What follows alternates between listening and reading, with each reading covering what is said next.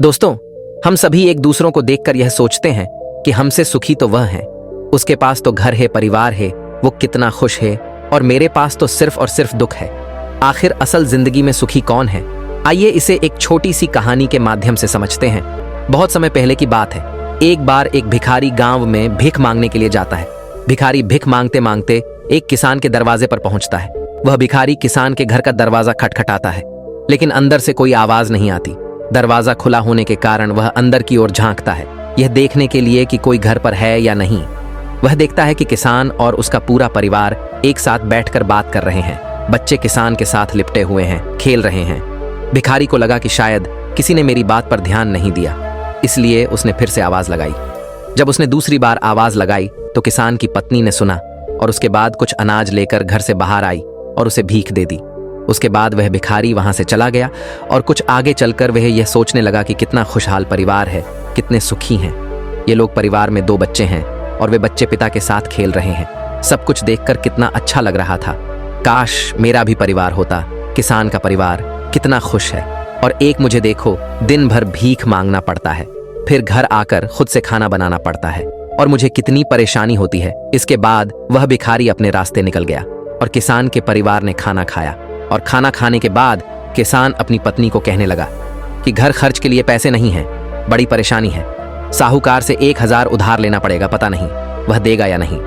किसान की पत्नी ने उसे धैर्य रखने के लिए कहा और बोली, आप जाओ, आपको साहूकार पैसे दे देगा। किसान गांव में एक सेठ के पास गया जिसके पास कपड़े की दुकान थी। वह ब्याज पर लोगों को पैसा देता था। किसान ने सेठ से 1000 मांगे और जब सेठ किसान को पैसा दे रहा था तो उसने देखा कि वहां पैसों का हिसाब लगा हुआ है। किसान जब वहां से निकला तो वह सोच रहा था कि साहूकार कितना खुश है। मैं कहां 500 या 1000 के लिए घबरा रहा हूं, परेशान हो रहा हूं, और इस सेठ के पास 20,000 30,000 का हिसाब चल रहा है। किसान यह सोचते सोचते घर चला गया। सेठ की गांव में छोटी सी कपड़े की दुकान थी। गांव में कपड़े लाने के लिए उसे शहर जाना पड़ता था। वह शहर के एक बड़े दुकान से कपड़ा लाता था। अगले दिन वह सेठ शहर पहुंचा और वहां जो बड़े दुकान के सेठ जी थे उनसे मुलाकात की और उनसे सेठ से कहा कि कपड़ा खरीदना है। बड़े सेठ के पास उसका एक कर्मचारी संदेश आ रहा था कि 1 लाख का फायदा हो गया, 2 लाख का फायदा हो गया, कोलकाता में माल पहुंच गया है, मुंबई में हो गया। ये सब उसको वहां देखने को मिला। जब गांव का सेठ वहां से निकला तो वह सोचने लगा कि हम अपने आप को इस गांव का सबसे बड़ा सेठ मानकर बैठे हैं और 5,000 10,000 में खेल रहे हैं। यहाँ तो लाखों का फायदा हो रहा है। ये सोचते सोचते वह सेठ कपड़े लेकर अपने गांव के लिए रवाना हो गया। इसके बाद बड़े सेठ शहर वाला सेठ के पास उनका नौकर आया और बोला, 1 उतार आया है मालिक, 7 लाख का घाटा हो गया है। सेठ जी का दिमाग ठनक गया। तभी दूसरा नौकर आया और बोला, आज आपको दावत में जाना है। अपने जो राय बहादुर साहब हैं उनके यहाँ दावत है, लॉर्ड साहब आने वाले हैं, आप तैयार हो जाइए, हमने मोटर गाड़ी लगा दी है। सेठ जी दुखी मन से तैयार हुए और गाड़ी में बैठ गए और कुछ देर के बाद सेठ जी राय बहादुर के घर पहुंच गए। वहां दावत सजी हुई थी, बड़े बड़े सेठ आए हुए थे। सेठ जी के लिए तो बैठने तक की जगह नहीं थी, जैसे तैसे इनको कुर्सी मिली।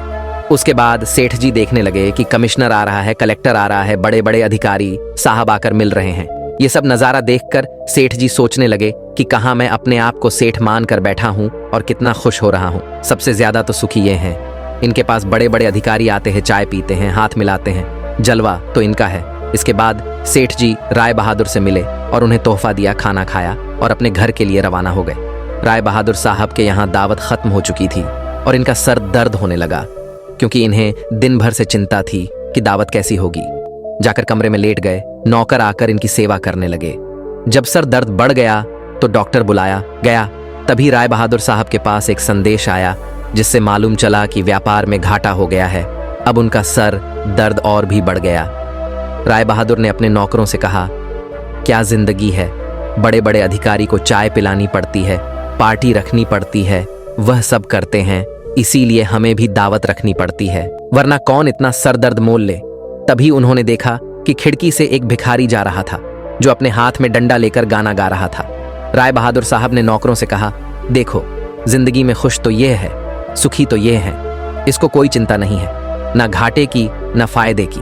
यह वही भिखारी था जो किसान को सुखी मानता था, खुश मानता था। दोस्तों, हर इंसान खुश तो है, लेकिन वह अपने से धनवान व्यक्ति को देखकर दुखी हो जाता है और उसे लगता है कि सिर्फ धनवान व्यक्ति ही खुश और सुखी है, लेकिन धनवान होने के अर्थ यह नहीं कि वह व्यक्ति सुखी भी है। अगर आप जीवन में खुश और सुखी रहना चाहते हैं तो अपने से धनवान की ओर ना देखें, क्योंकि हो सकता है जो जीवन आप जी रहे हो वैसा जीवन पाने के लिए भी कुछ लोग तरस रहे हो। दोस्तों, दूसरी शिख जो हमें इस कहानी से लेनी चाहिए, जो हमें अपने आप से रूबरू करवाती है और हमारी असलियत दिखाती है कि हम जैसे हैं वैसे ही अच्छे हैं। एक छोटे से गांव में एक व्यक्ति रहता था जो पहाड़ से पत्थर तोड़ने का काम करता था। उस व्यक्ति को अपनी जिंदगी से कोई शिकायत नहीं थी। पूरे मेहनत और लगन से दिन भर काम करता और शाम को काम खत्म होने के बाद जो भी पैसा मिलता उसे लेकर अपने घर आता और अपने परिवार वालों के साथ कुछ समय व्यतीत करता था और फिर चैन से सो जाता था। ऐसा करते हुए उसे कई साल बीत गए थे। हर दिन की तरह वह अपना काम खत्म करके घर वापस जा रहा था। रास्ते में चलते चलते उसके मन में एक ख्याल आया कि यह भी कोई जिंदगी है। मैं सुबह से शाम तक पत्थर तोड़ने का काम करता हूँ और शाम में मुझे थोड़े से पैसे मिलते हैं, जिससे मुश्किल से मेरे और मेरे परिवार का गुजारा हो पाता है। शायद आज मुझे कहीं से कुछ ऐसी शक्ति मिल जाए जिससे मैं जो चाहूँ वह पूरा हो जाए। वह घर गया, खाना खाया, लेकिन उसका ध्यान खाने की ओर नहीं था। उसके दिमाग में बस एक ही ख्याल था कि काश मुझे कोई ऐसी अलौकिक शक्ति मिल जाए जिससे मैं जो चाहूं हासिल कर सकूं। वह इस बात को सोचते सोचते सो गया। फिर नींद आने के बाद उसे एक सपना आया। सपने में उसने देखा कि वह रोज की तरह अपना काम खत्म करके घर लौट रहा था। तभी रास्ते में उसे एक बहुत बड़ा घर दिखा। तभी उसके मन में विचार आया, काश यह घर मेरा होता और मैं इसका मालिक होता। और उसका इतना सोचते ही वह उस घर का मालिक बन गया। उसको यकीन ही नहीं हो रहा था कि उसने जो सोचा वह पूरा हो गया, लेकिन उसकी खुशी अधिक देर तक नहीं टिक पाई। अचानक से एक शोर सुनाई दिया। उसने देखा कि उसके घर के बाहर से एक रैली निकल रही है, जिसमें बीचों बीच एक राजनीतिज्ञ है। उसे देखकर वहां खड़े लोग उसके नाम के नारे लगा रहे थे और सब उसको देखने के लिए तड़प रहे थे। तब उसको यह एहसास हुआ कि मैं कितना छोटा हूं, मेरा तो कोई अस्तित्व ही नहीं है इस राजनेता के समक्ष। काश मैं एक राजनेता होता और मेरे पास इतनी क्षमता होती। उसके इतना सोचने की देर थी कि वह राजनेता बन गया। उसके खुशी का ठिकाना नहीं रहा, क्योंकि उसके पास हजारों लोगों की भीड़ थी और सब उसको देखने के लिए तरस रहे थे। लेकिन उसकी यह खुशी भी ज्यादा देर भी टिक नहीं पाई, क्योंकि धूप बहुत ही तेज थी और उस राजनेता को इतनी धूप में खड़े रहने की आदत नहीं थी। उसे चक्कर आया और वह बेहोश हो गया। फिर उसे एहसास हुआ कि यह राजनेता सबसे ताकतवर नहीं है, ये जो सूरज है ये सबसे ताकतवर है। उसके मन में आया कि काश मैं सूरज होता, मेरे आगे कोई टिक नहीं पाता। उसको इतना सोचने की देर थी और वह सूरज बन गया। वह खुशी से पागल हो गया। पूरी दुनिया को यही रोशन कर रहा था। दुनिया में ऐसा कोई इंसान नहीं था जो उसकी रोशनी को रोक सके। लेकिन उसकी यह खुशी भी टिक नहीं पाई, क्योंकि कुछ ही समय बाद आसमान में काले बादल आए और रोशनी को रोक दिया। फिर उसको एहसास हुआ कि कोई है जो मेरी रोशनी को भी कोई रोक सकता है। उसके मन में यह ख्याल आया कि काश मैं बादल होता, और वह बादल बन गया। उसको ऐसा लग रहा था कि वह आसमान में उड़ रहा है और वह जहां चाहे वहां जा सकता है। लेकिन कुछ देर बाद एक हवा का झोंका आया जो उसे उड़ा ले गया। उसे एहसास हुआ कि बादल सूरज की रोशनी को रोक सकता है, लेकिन हवा को नहीं, क्योंकि यह हवा उसे बहा कर ले गई। फिर उसके मन में यह विचार आया कि काश मैं हवा होता, और वह हवा बन गया। हवा बनने के बाद उसने अपने अंदर एक अलग सी ऊर्जा महसूस की और सोचा कि मैं जिसको चाहूं उसे उड़ाकर ले जा सकता हूं। उसको यह विश्वास होने ही वाला था कि इस दुनिया में सबसे ताकतवर मैं हूं। लेकिन तभी उसके सामने एक पहाड़ आया। उसने पूरी ताकत लगा दी, लेकिन उस पहाड़ को नहीं हिला सका। उसको यह एहसास हुआ कि कोई है जो हवा से ज्यादा शक्तिशाली है, जिसमें हवा को रोकने का भी दम है। फिर उसके मन में यह ख्याल आया कि काश मैं पहाड़ होता, और वह पहाड़ बन गया। लेकिन हर बार की तरह उसकी खुशी ज्यादा देर तक नहीं टिक पाई। एक जानी पहचानी आवाज उसे सुनाई दी और साथ ही साथ उसको दर्द होने लगा, जैसे कि कोई है जो उसे तोड़ रहा है, मार रहा है। तब वह दर्द से चीखने लगा और उसके मन में आया, मैं वह बन जाऊं जो पहाड़ को तोड़ने का दम रखता है। लेकिन इस बार उसकी यह ख्वाहिश पूरी नहीं हुई। वह चीखने लगा, चिल्लाने लगा, अपनी पूरी ताकत लगा दी, लेकिन इस बार वह नहीं बन पाया। उसका दर्द बढ़ता ही चला जा रहा था। उस दर्द के कारण उसकी नींद खुली तो उसके सामने एक शीशा था। उस शीशे में खुद को देखा तो समझ आया कि मैं वह क्यों नहीं बन पा रहा था जो बनना चाह रहा था, क्योंकि असलियत में मैं वही हूं। दोस्तों, किसी से कुछ सीखना अच्छी बात है, लेकिन अपना अस्तित्व को भुलाकर किसी और के अस्तित्व को अपना लेना खुद का एवं साथ ही उस ईश्वर रूपी कारीगर का भी अपमान करना होता है जिसे आपको सबसे अलग बनाया है। हम भूल जाते हैं कि हम सभी में एक ऐसी खासियत होती है जो हम सबको खास बनती है, बस उसे हमें खुद के अंदर तलाश करना होता है। इसलिए आप जैसे भी हैं आप अच्छे हैं, आपको किसी के भी जैसा बनने की कोई जरूरत नहीं है। आप जैसे भी हैं सर्वश्रेष्ठ हैं। अगर आपको कुछ बनना है तो अपने आप को पहचाने, अपनी क्षमताओं को पहचाने और अपना श्रेष्ठ संस्करण बने।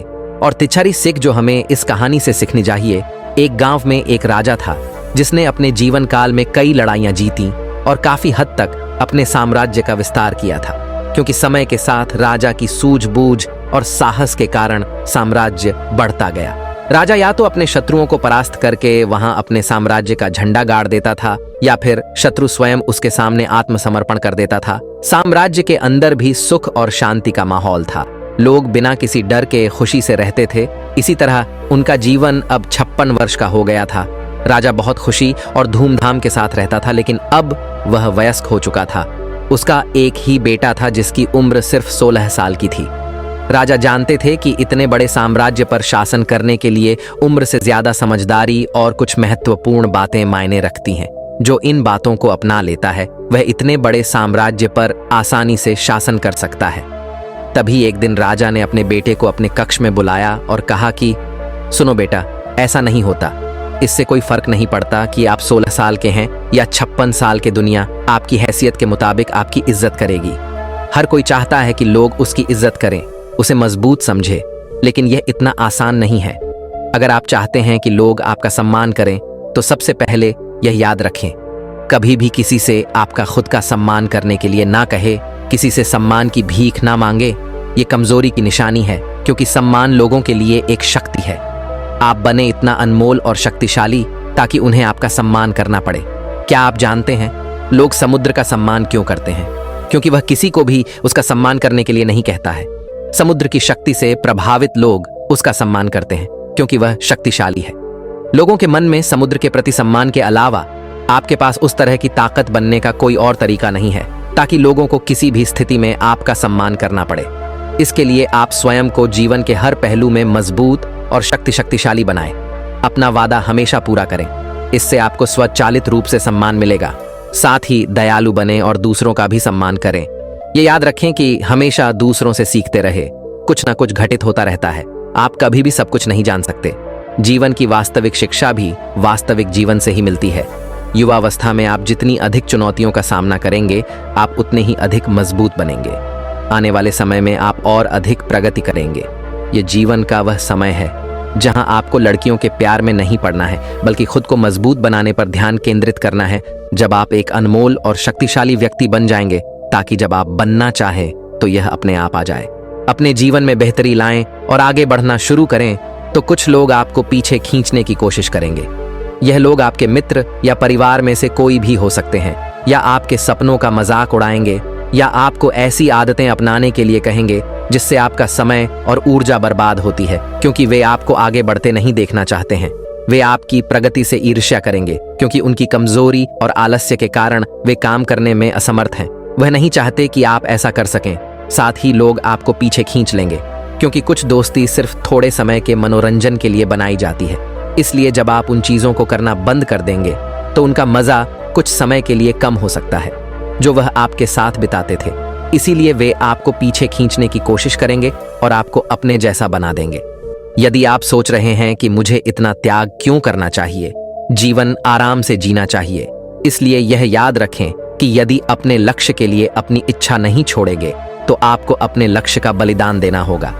यदि आप लक्ष्य के लिए हार नहीं मानेंगे और कुछ समय के लिए मौज मस्ती में फंस जाएंगे तो जीवन के अंतिम चरण में आपको पछताना पड़ेगा।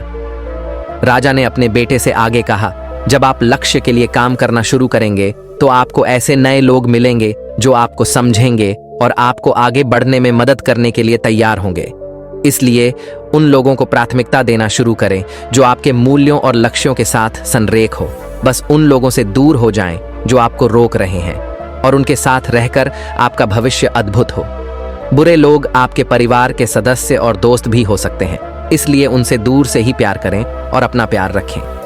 लक्ष्य पहले, इसके लिए आपको सफल आदतें अपनानी होंगी। कई बार आपको दूसरी जगह जाकर रहना पड़ता है। आपको भी अकेलापन महसूस हो सकता है, लेकिन यह बुरा नहीं है।